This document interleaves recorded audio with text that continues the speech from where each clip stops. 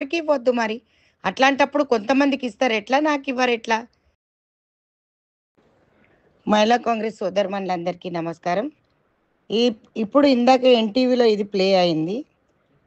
So, గత కొద్ది కాలంగా ఎన్ఎస్‌యుఐ అధ్యక్షుడు 6 ఏండ్లు ఉండొచ్చు. మహిళా కాంగ్రెస్ అధ్యక్షురాలు 6 ఏండ్లు ఉండొచ్చు. యూత్ కాంగ్రెస్ అధ్యక్షుడు 5 ఏండ్లు ఉండొచ్చు. వాళ్ళ పదవీ కాలాలందరియి పొడిగిచ్చొచ్చు. వాళ్ళకి ఏ పదవులన్నా ఇవ్వచ్చు. వెంకట బలములు కూడా ఓడిపోయిండు కదా! మరి మొన్న దాంట్లో నేను ఓడిపోయినందుకు మరి ఎవరికీ పదవులు ఇవ్వొద్దు. అట్లాంటప్పుడు నాకు పదవులు ఇవ్వొద్దు. వీళ్ళిద్దరే మాత్రం ఉన్నారు అంటే మహిళా కాంగ్రెస్ నుంచి మనం కూడా పేర్లిచ్చాం. మరి వాళ్ళకు కూడా చోటు కల్పించాల్సిన అవసరం చాలా ఉంటది. మన చెల్లెళ్ళ పేరు కూడా ఇచ్చాం. మరి అది పరిగణనలోకి తీసుకోకుండా సరిత తిరుపతయ్య, పారిజాతనే ఎందుకొస్తది? నీలం పద్మ ఎందుకు కాకూడదు? లేకపోతే ఇప్పుడు ఉన్న వాళ్ళలో ఎవరన్నా పోటీకి దిగితే ఖచ్చితంగా మీ పేర్లు రేపు మహేష్ అన్నకి ఇవ్వండి మీటింగ్‌లో. ఎందుకంటే మనం కూడా కొట్లాడుతున్నాం కదా! ఆర్గనైజేషన్ నడిపించినోళ్ళ దాంట్లో మనమే ఉన్నాం. ఎందుకు వాళ్ళకి ఇప్పుడు సీఎం మద్దతు వాళ్ళకే ఉంటది. సీఎం మద్దతు మహిళా కాంగ్రెస్‌కి ఉండదా? మహిళా కాంగ్రెస్ సీఎం చెప్పినట్టే పనిచేసింది గదా! సీఎం రేవంత్ అన్న కోసమే పనిచేసినాం. పార్టీ కోసమే పనిచేసినాం. ఈరోజు ఏ పదవి ఇవ్వకుండా పక్కకు పెట్టాలి అని చెప్పేసని టీవీలలో చెప్పించడం ఎంతవరకు కరెక్టో మరి చెల్లెళ్ళందరూ కూడా గమనించాలా? ఈరోజు నాకు గోషామహల్ సీట్ నేను అడిగి తీసుకున్నానా? ముదిరాజ్ సామాజిక వర్గానికి ఇవ్వాలి 2 టికెట్లు అని ముఖ్యమంత్రి గారు ప్రకటించినందుకు నాకు ముదిరాజ్ క్యాండిడేట్‌గా నాకక్కడ ఇచ్చారు. వద్దురా మొర్రా అని మొత్తుకున్నా కూడా నాకది ఇచ్చారు. సరే ఇప్పుడు కంటెస్టెడ్ క్యాండిడేట్స్‌కి ఎవరికీ ఇవ్వొద్దు మరి. అట్లాంటప్పుడు కొంతమందికి ఇస్తారు ఎట్లా? నాకివ్వరు ఎట్లా? సరిసమానమైన సమాధానం మహేష్ అన్నని కూడా అడుగుతా నేను ఎల్లుండి. ఎందుకంటే ఇట్లాంటి ఆఫ్ ద రికార్డ్‌లు ఇచ్చేవారు మరి నేను ఆన్ ద రికార్డ్‌కి రావాల్సొస్తది. మరి ఆన్ ద రికార్డ్ మాట్లాడే అవకాశం నాకు కల్పియొద్దు అని నేను కోరుకున్నాను. ముఖ్యమంత్రి గారు కూడా అదే అన్నారు. అన్న మాటకు గౌరవం ఇచ్చి నేను ఏ ప్రెస్ వాళ్ళతో మాట్లాడతలేను. సో, మరి ఇప్పుడు వాళ్ళు ఈ విధంగా లీకులిస్తే అనుబంధ సంఘాలలో టికెట్ ఇస్తున్నారు. నేను అడుగుతున్నాను మా అధ్యక్షురాలిని ఖచ్చితంగా అడుగుతా. పోరాటం చేసినా అడుగుతా, కేసులు పెట్టారు అడుగుతా. ఇప్పుడు ఏ మాట చెప్తే రేవంత్ అన్న మాట జవదాటకుండా పనిచేసినాం. అడగడం మన సత్తు. ఇస్తారా ఇవ్వరా అది సెకండరీ ఇష్యూ. కానీ నాకు సముచిత స్థానం నా పదవీ కాలం 3 ఏండ్లు అని చెప్పి నిర్ణయిస్తున్నారు. మరి వాళ్ళ పదవీ కాలం 6 ఏండ్లు, 7 ఏండ్లు ఎట్లా నిర్ణయించినారు? మరి దానికి కూడా మహేష్ అన్న సమాధానం చెప్పాలా. సో, చెల్లెళ్ళందరూ గమనించాలి. ఇక్కడ మనల్ని పక్కకు పెట్టే వ్యూహం నడుస్తుంది కాబట్టి ఖచ్చితంగా అందరం ఏకతాటి మీద ఉండాల్సిందిగా కోరుతున్నాను. అందరం కలిసే కొట్లాడితే అందరం పోయి సీఎం గారి దగ్గర కూడా మాట్లాడదాం.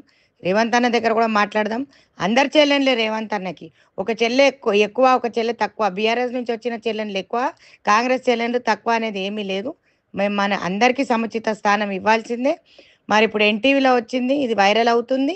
సరే దీనికి నేను సమాధానం ఎల్లుండి చెప్తా. 21 తారీఖున 11 గంటలకు మన మీటింగ్ అయితే ఎక్స్టెండెడ్ ఎగ్జిక్యూటివ్ మీటింగ్ మంత్రులందరూ కూడా డీసీసీలందరూ కూడా రావడం జరుగుతుంది. చెల్లెళ్ళందరికీ ఒక గమనిక, ఎవరెవరు రావాలనుకుంటున్నారో అందరు రండి. కాకపోతే ఈ మీటింగ్ అయిపోయిన తర్వాత మనం అందరం కలిసి మంత్రులకు అందరికీ విజ్ఞప్తి చేసుకుందాం, వేడుకుందాం. సరే మనతో మరి ఇది ఏ విధంగా జరుగుతుంది, ఎందుకు జరుగుతుంది అనేది అందరు మంత్రివర్యులు వస్తారు కాబట్టి మనం మాట్లాడుకునే అవకాశము కావాలంటే కొంచెం ఓపికగా కూర్చొని ఆ రోజు తాడో పేడో తేల్చుకుందాం. మనకి ఇస్తారా ఇయ్యరా? ఇంట్లో కూర్చోమంటారా? పని చేయమంటారా? ఇప్పుడు ఇందిరమ్మ రాజ్యం అంటారు. ఈరోజు 1,00,000 మందితోటి మెంబర్‌షిప్ పెట్టి 1,00,000 మందితోటి ఈరోజు సభ జరిగింది బ్రహ్మాండంగా.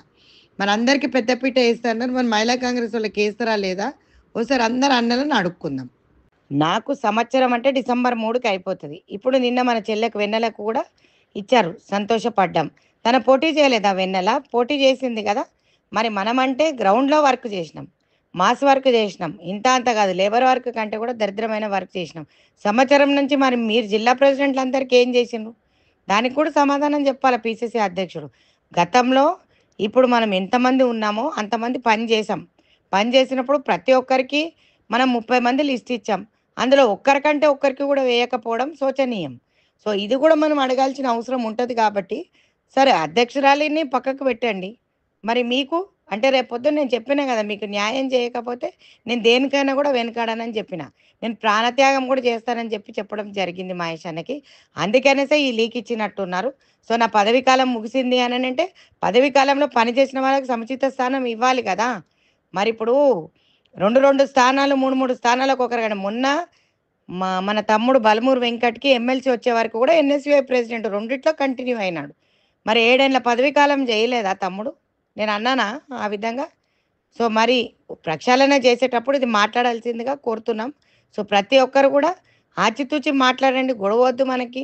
మనం మన మనం మన హక్కు నారీ న్యాయ్ అంటున్నాడు. ఓబీసీకి రాహుల్ గాంధీ గారు పెద్ద